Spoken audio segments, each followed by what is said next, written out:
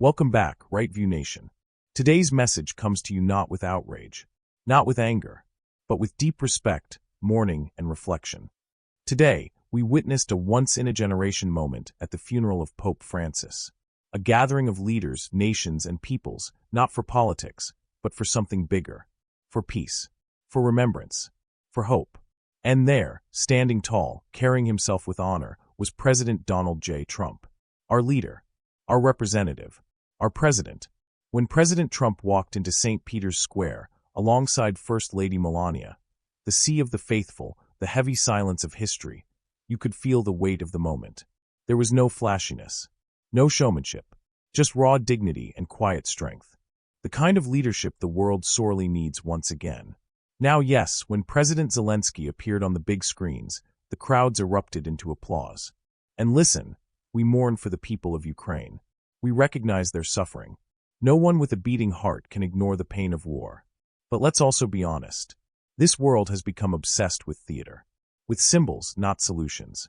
With personalities, not principles. And that's what makes this next moment so powerful. Quietly, without the glare of staged cameras, President Trump and President Zelenskyy met, face to face, inside one of the holiest sites on earth, away from the noise, away from the distractions. Right there, you see it. Not two actors playing parts. Not two politicians performing for the world. Two men, two leaders, facing the heavy burden of their choices.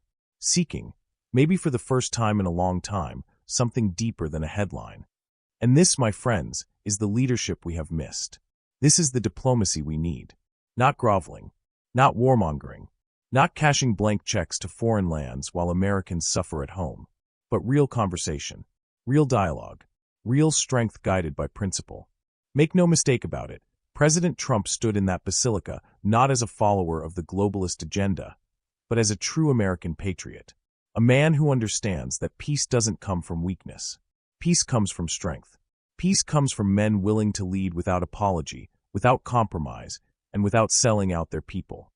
And don't let the fake news tell you otherwise. This picture of Trump and Zelenskyy sitting down in solemnity is not a photo op. It's a statement. It's a message to the world. America first, but peace always.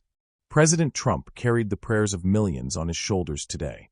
He stood for every single one of us who believes in liberty, in faith, in the sacred right of a sovereign people to choose their destiny without the puppet strings of the global elites. And while others celebrated the theater, Trump quietly worked.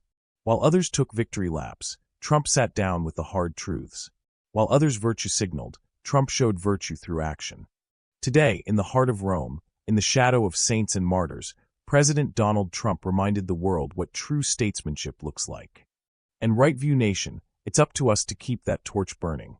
To remember that peace without strength is surrender, that faith without action is empty, and that leadership without courage is tyranny dressed up in a mask of compassion. Today we mourn, today we reflect, but tomorrow we rebuild. And with God's grace and the spirit of freedom in our hearts, we will rise again. God bless President Trump. God bless the American people. And may God bless the United States of America.